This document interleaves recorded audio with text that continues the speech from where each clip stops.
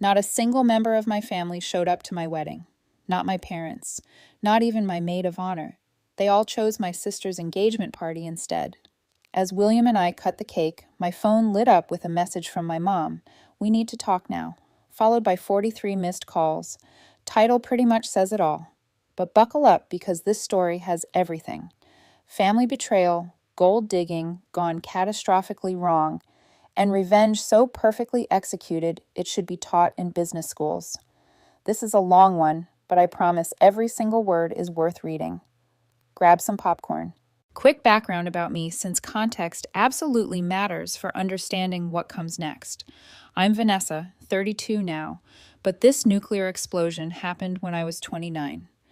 I'm a construction project manager who clawed my way up from absolutely nothing through pure determination and backbreaking work. Grew up in a solidly middle-class household where my parents constantly preached about working hard and earning everything you get through honest effort. I went to trade school instead of college, started as a basic laborer making minimum wage, worked my way through every single position imaginable: electrical work, plumbing, general contracting, site supervision, quality control. My sister Jessica is 2 years younger and has literally never worked a legitimate day in her entire privileged life. She figured out early that being conventionally attractive and knowing exactly how to manipulate people emotionally gets you much further than actual effort, talent, or developing any real skills. She's been bouncing between wealthy boyfriends since high school, always hunting relentlessly for the next financial upgrade and bigger bank account. My parents absolutely loved this pattern because she consistently brought home guys with impressive salaries and prestigious job titles that made them look good socially. I've been with my husband William since we met in a community college evening class 7 years ago. He's a registered nurse who genuinely cares about helping people and works incredibly hard for everything he has earned. We both sacrificed and struggled for years to build what we have today through careful planning and discipline. No handouts, no trust funds, no wealthy relatives writing checks, just pure determination, honest work, and smart financial decisions. This is the detailed story of how my entire family chose my sister's superficial nonsense over my wedding day, and exactly how I made them regret that decision in ways they never imagined possible. 2 years ago, I was deep in planning my wedding to William. We'd been engaged for 8 months and managed to save up $18,000 for a really nice ceremony through careful budgeting and working extra hours. Nothing extravagant or over the top, but we wanted our special day to be memorable and meaningful for everyone involved. We sent detailed save the dates back in January for our September 15th wedding date. Jessica had been dating this investment banker named Tyler for roughly 6 months at this point. This guy represented everything my parents had ever fantasized about their daughter bringing home. MBA from some prestigious university, drove an expensive BMW that cost more than most people's annual salary. Worked at a major financial firm downtown, pulling in well over $200,000 annually, plus substantial bonuses. Jessica was already posting these incredibly cringe-worthy Instagram photos of them at fancy restaurants with captions like, "When he treats you like the queen, you deserve to be," accompanied by crown and diamond emojis and hashtags about living her best life. Here's what you absolutely need to understand about Jessica's position in our family dynamics. She's always been the undisputed golden child, but not in any subtle or understated way. Complete princess treatment from the moment she was born until now. When I graduated from trade school with honors and landed my first real project management position, my parents said, "That's nice, honey," and immediately changed the subject to something else. When Jessica graduated with her communications degree after changing majors 3 times, they threw an elaborate graduation party and spent months bragging to everyone they knew about their incredibly accomplished daughter. She's also completely lacking in genuine intelligence, but somehow convinced herself she's a master manipulator, playing everyone around her like puppets. The type of person who genuinely believes she's playing sophisticated mental chess when she's really just moving checkers around the board without any coherent strategy whatsoever.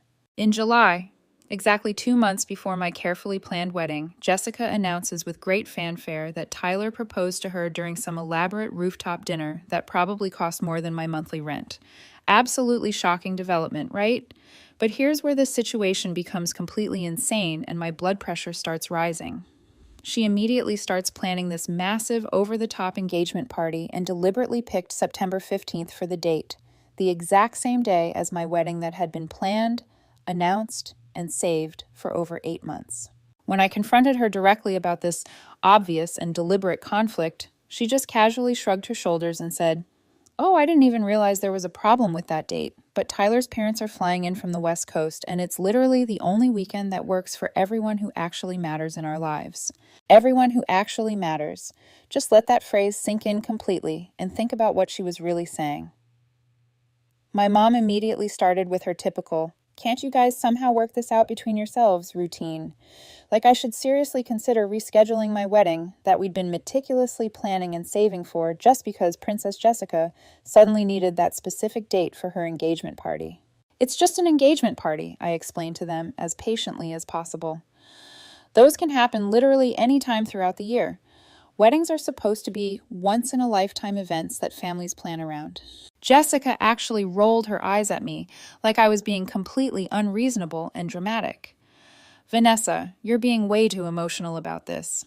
It's not just some random party we're throwing together. Tyler's father is a senior partner at his firm, and all their most important clients will be attending this event. This could be absolutely huge for Tyler's career advancement and our future together. Your wedding is just family members and some friends from school."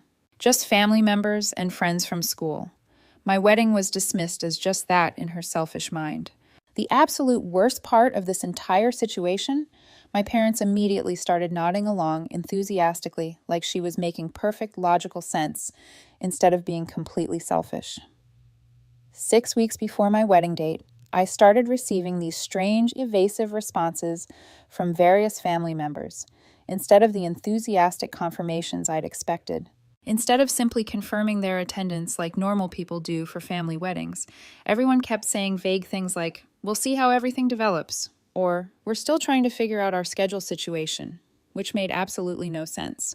Clara, my maid of honor and best friend since middle school, called me one evening and said she needed to discuss something really important with me. Her tone was weird and uncomfortable. Turns out Jessica had been continuously texting her behind my back for weeks, trying to convince her that I was being completely unreasonable and selfish about the date conflict situation, and that as my closest friend, she should help persuade me to be more flexible and understanding about the whole thing.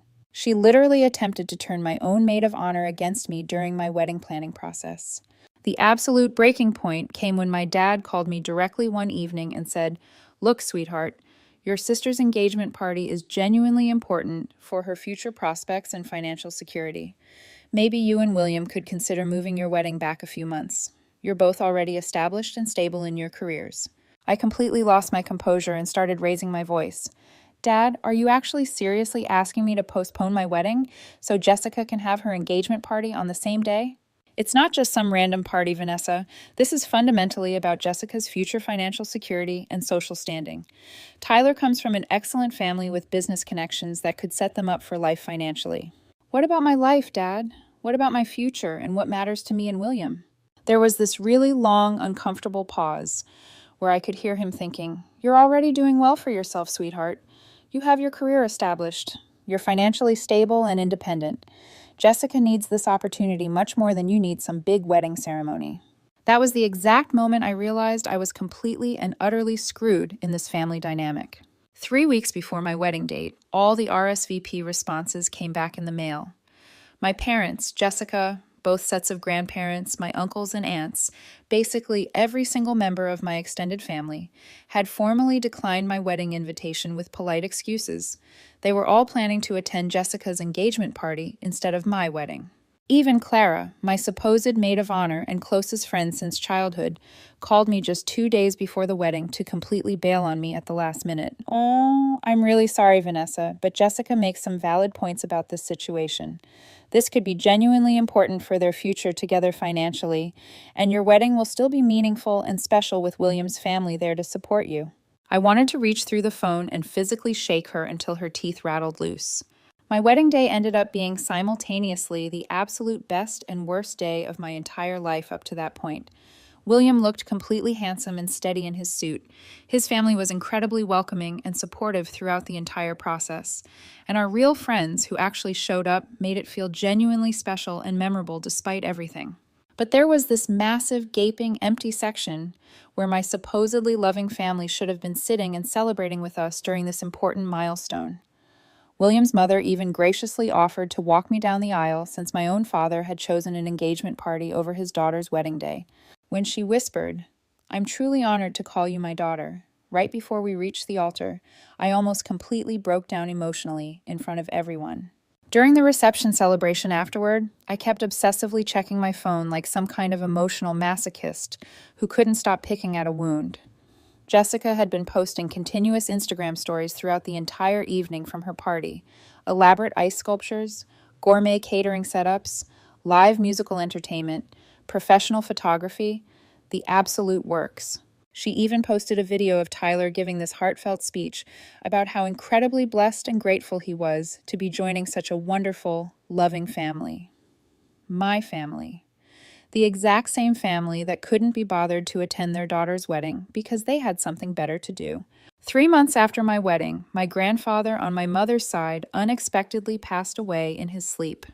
He was 89 years old and had been steadily declining for several months, so the death itself wasn't particularly surprising to anyone. What absolutely shocked everyone and caused major family drama was what happened at the official will reading ceremony. It turned out my grandfather had been paying much closer attention to our family dynamics than anyone had ever realized or given him credit for. He left me his entire house, a gorgeous 4-bedroom craftsman-style home in one of the most desirable neighborhoods in town, professionally appraised at $485,000.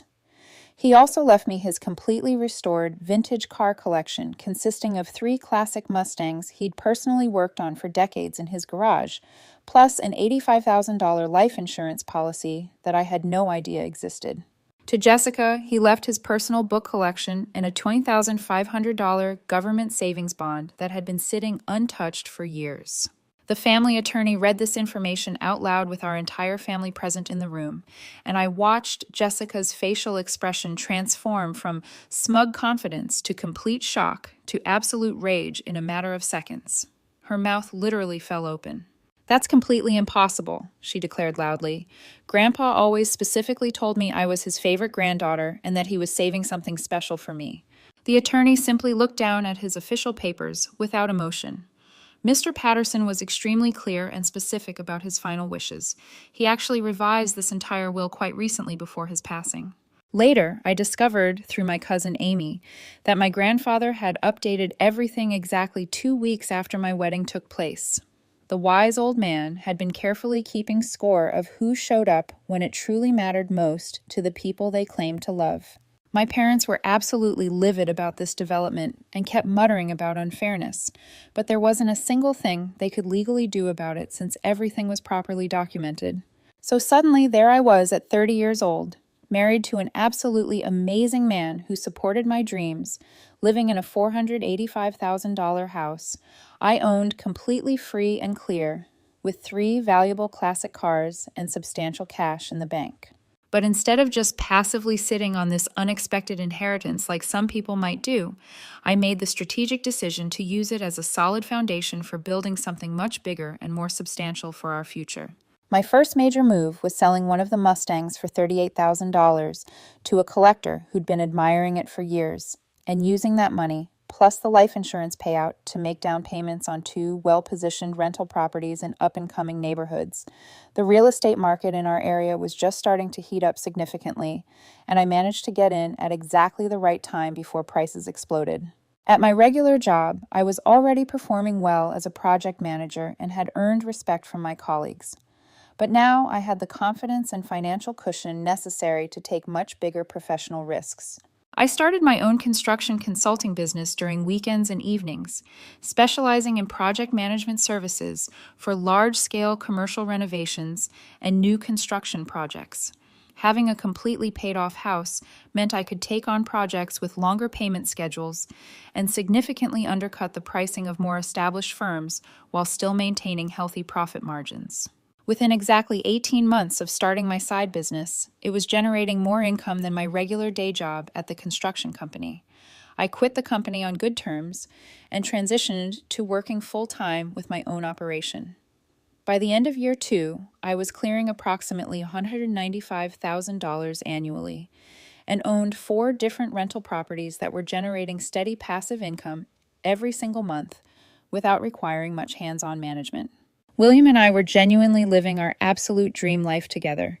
We traveled extensively to places we'd only read about before, hosted elaborate dinner parties at our beautiful house for friends and colleagues, and started having serious conversations about starting a family in the near future. Meanwhile, my biological family had essentially written me off completely as the ungrateful daughter who had simply gotten lucky with an inheritance she didn't deserve and probably wouldn't manage properly.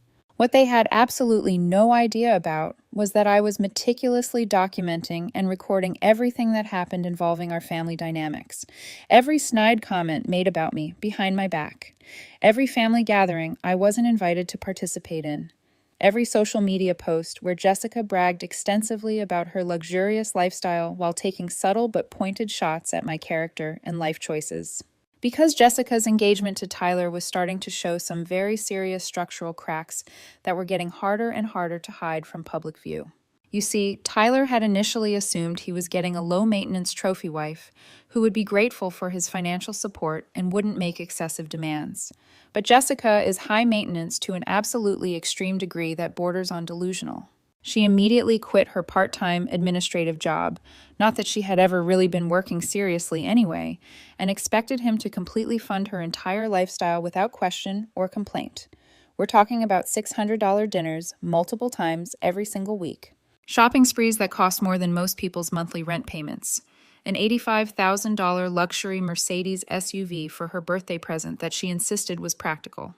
Tyler was certainly making decent money in his investment banking position, but Jessica was systematically burning through it much faster than he could possibly earn it, even with his substantial bonuses. And unlike the trust fund babies she had typically dated in the past, Tyler actually had to work extremely hard for every single dollar he earned and understood the value of money. My cousin Amy, who was literally the only family member who still maintained regular contact with me after the wedding fiasco, would periodically give me detailed updates on how Jessica was systematically draining Tyler's savings account and how my parents were getting increasingly worried that their golden goose might be getting tired of being constantly plucked clean. Cracks in the perfect foundation. By the time I turned 31, my business was absolutely crushing every performance metric imaginable and exceeding my wildest expectations. I'd successfully expanded operations into 3 different regional markets, employed 12 full-time people who I treated well and paid competitive salaries, and was solidly on track to clear $320,000 that year before taxes. William and I purchased a beautiful lake house with cash as our weekend retreat and were having increasingly serious discussions about starting our family within the next year. Meanwhile, Jessica's supposedly perfect fairy tale life was systematically falling apart, and she was far too clueless and self-absorbed to see the disaster approaching like a freight train.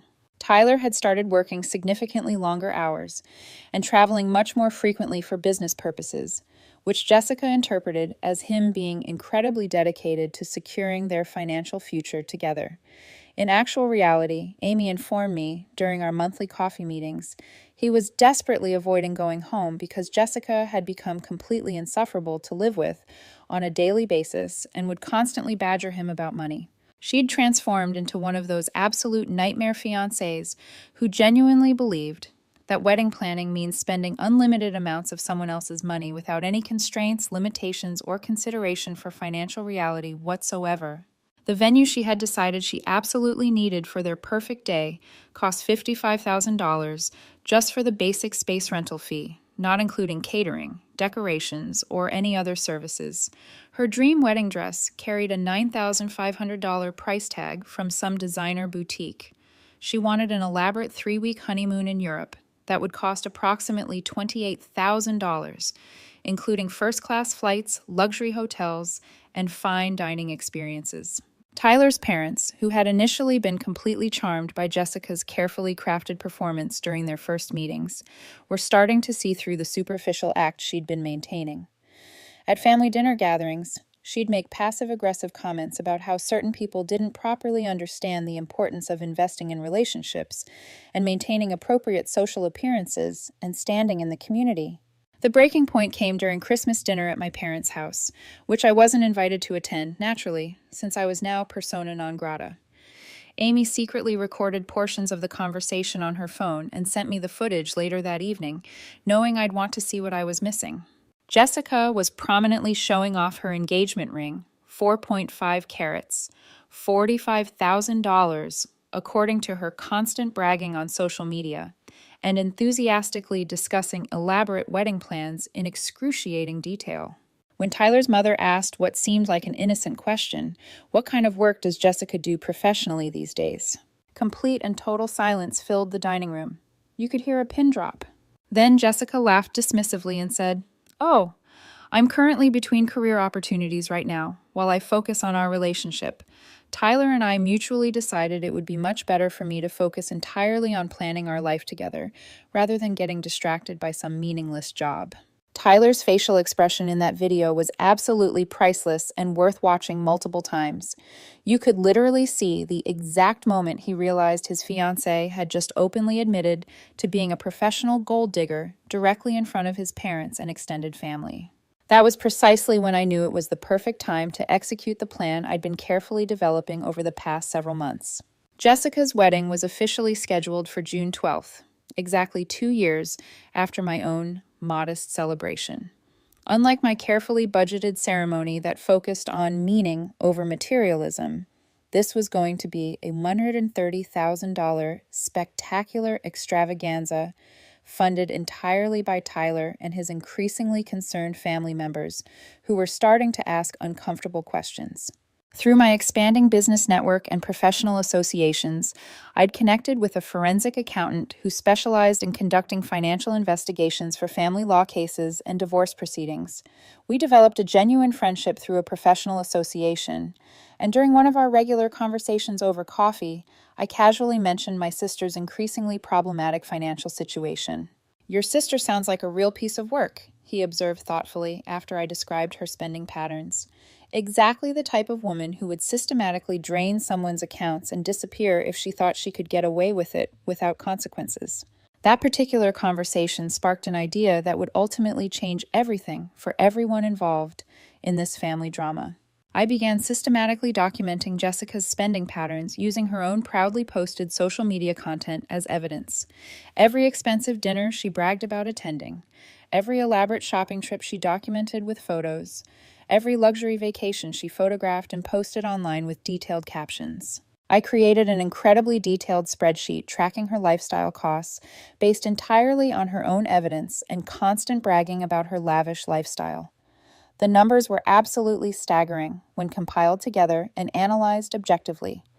In the 20 months since her engagement began, Jessica had been consistently living a lifestyle that cost approximately $9,200 per month, every single penny funded by Tyler's income and savings, with no contribution from her whatsoever.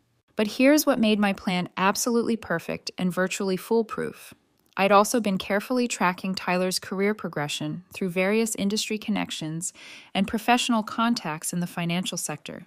His firm had been struggling significantly with major market changes and regulatory pressures, and there were increasingly serious rumors about substantial layoffs coming soon to cut costs. The big promotion Jessica kept bragging about constantly to justify her excessive spending, it was never going to happen, according to my sources. 2 months before the wedding date, I started making carefully calculated strategic moves that would set everything in motion. First, I contacted Tyler's father through legitimate business channels and professional networking. I introduced myself as a fellow professional and mentioned I was genuinely concerned about some troubling industry rumors regarding Tyler's firm's overall financial stability and future prospects in the current market.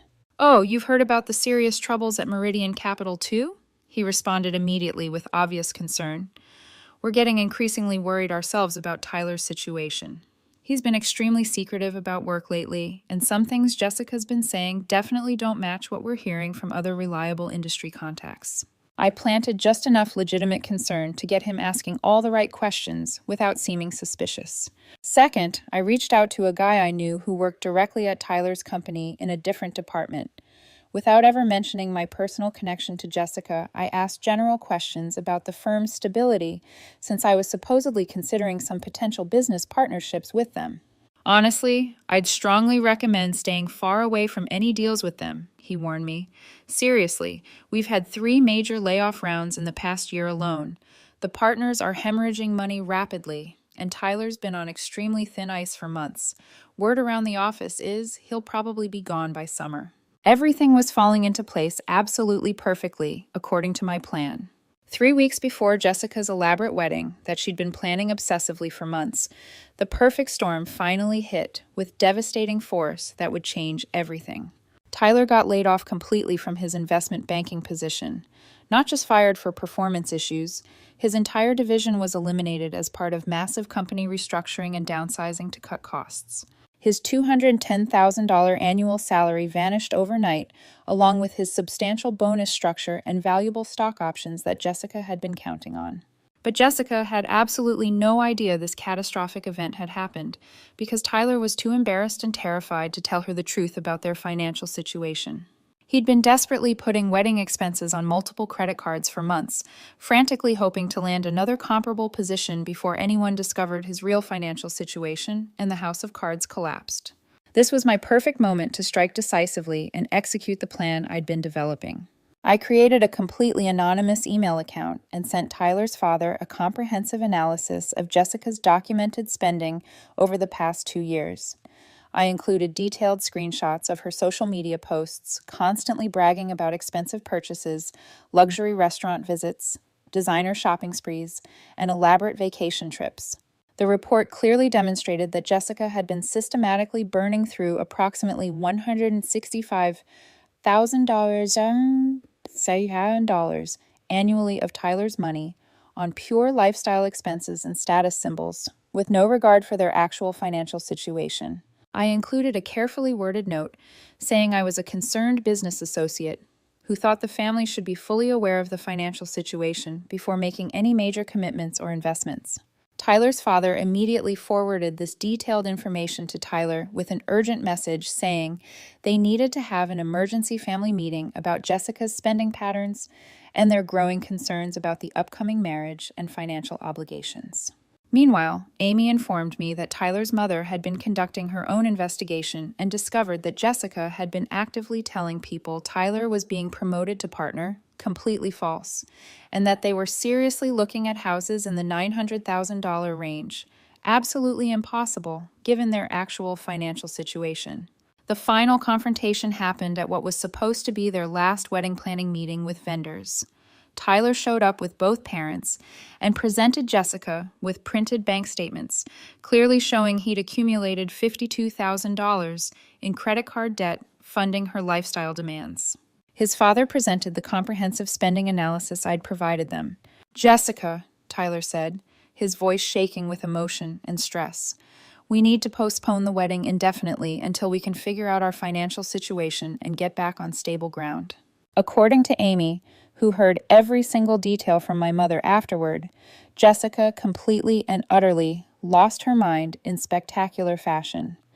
She started screaming about how they absolutely couldn't postpone because everything was already arranged and paid for with money Tyler didn't actually have. She accused Tyler's parents of being jealous of her success and happiness and said they were deliberately trying to sabotage the wedding because they never thought she was good enough for their precious son. Then Tyler dropped the nuclear bomb that destroyed everything. "Jessica, I lost my job a month ago. We can't afford this wedding. We can't afford your lifestyle. We can't afford anything you've been planning." Jessica's response was pure gold and showed her true character. "Well, then get another job immediately. This is my special day, and I'm absolutely not canceling it because you can't handle your career responsibilities." Tyler walked out immediately. His parents walked out behind him. The wedding planner gathered her materials and left without another word. Just like that, the $130,000 wedding that was supposed to happen in 3 weeks was completely destroyed and over. The aftermath was absolutely beautiful to watch unfold from my safe distance as an outside observer. Jessica had to move back in with my parents because Tyler immediately kicked her out of his apartment and changed the locks. The wedding venue kept the entire $18,000 deposit according to their contract terms. The caterer kept another $9,500 for food that would never be served. Jessica was stuck with a $9,500 wedding dress she'd never wear and approximately $35,000 worth of other deposits and payments that were completely non-refundable according to the contract she'd signed. But the story gets so much better from there, and I was just getting started with my revenge. Within 1 week of the wedding cancellation, Tyler's parents sent Jessica an official legal demand letter for $78,000, representing everything they had invested in the wedding that was now completely lost due to her unreasonable financial expectations and irresponsible behavior. They had receipts for everything. Jessica had exactly $0 to pay this substantial debt because she'd never actually held a legitimate job in her entire adult life and had no savings whatsoever. She tried desperately to get Tyler back with tearful phone calls and apologies, but he'd already started dating a coworker who was a certified financial planner with her own apartment and a fully funded retirement account.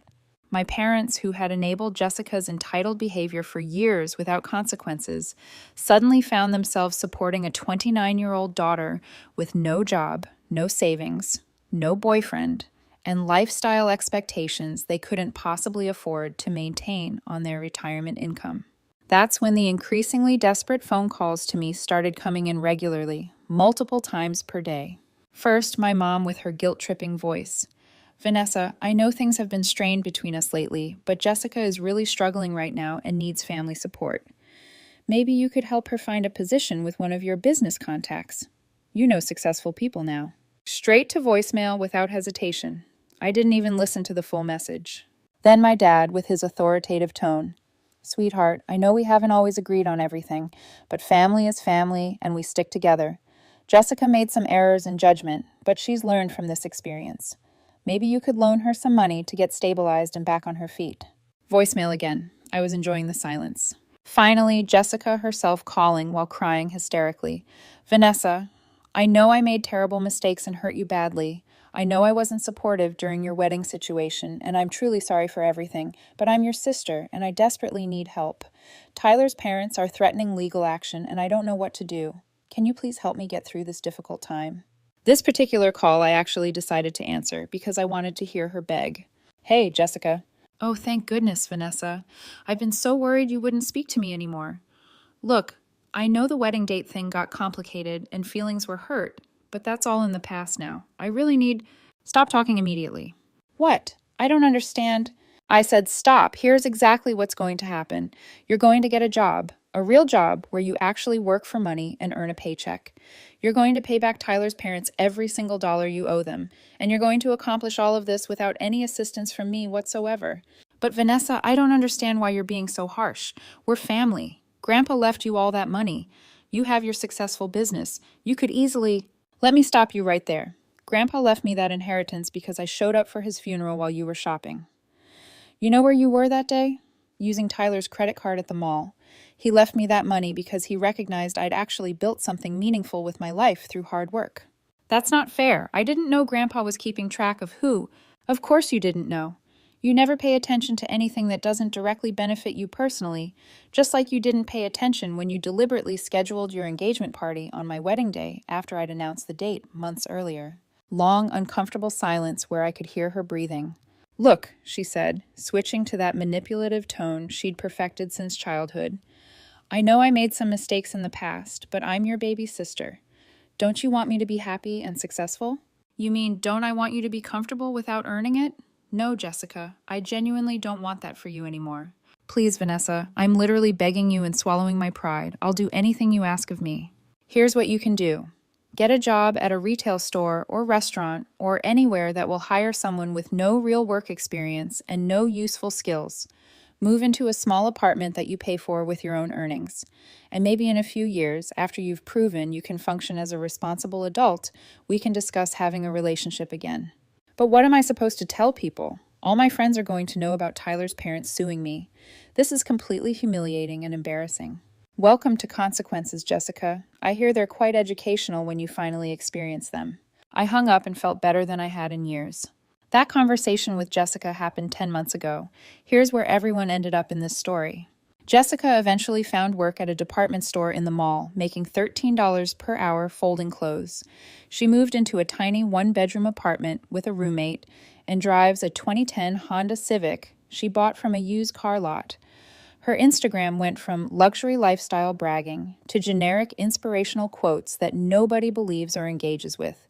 She's been on exactly 4 dates in 10 months, all with guys who definitely cannot and will not fund the lifestyle she used to demand.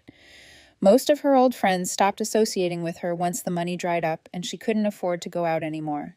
Tyler landed a position at a smaller firm making about $140,000 and got engaged to the financial planner.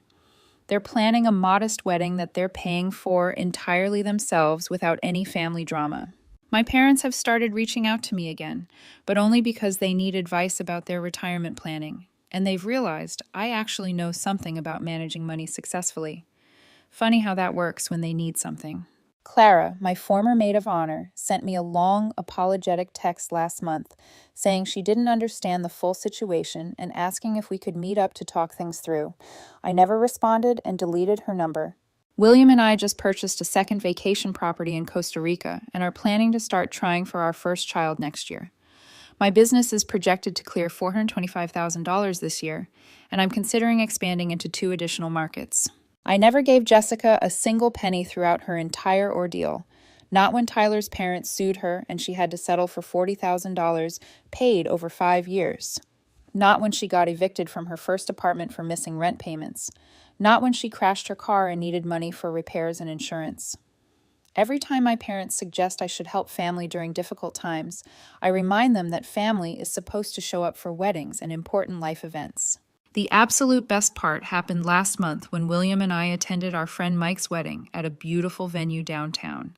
Guess who was working as part of the catering staff serving guests? Jessica. She didn't notice me, but I saw her clearly throughout the evening. Hair pulled back in a regulation and ponytail, wearing a black uniform polo shirt and slacks, carrying trays of appetizers to guests celebrating someone else's perfect day while getting paid minimum wage plus tips. Life has an incredible sense of justice and irony sometimes. Sometimes the most satisfying revenge isn't destroying someone's life yourself. Sometimes it's just stepping back and letting them destroy their own life while you build something incredible and watch from a safe, happy distance.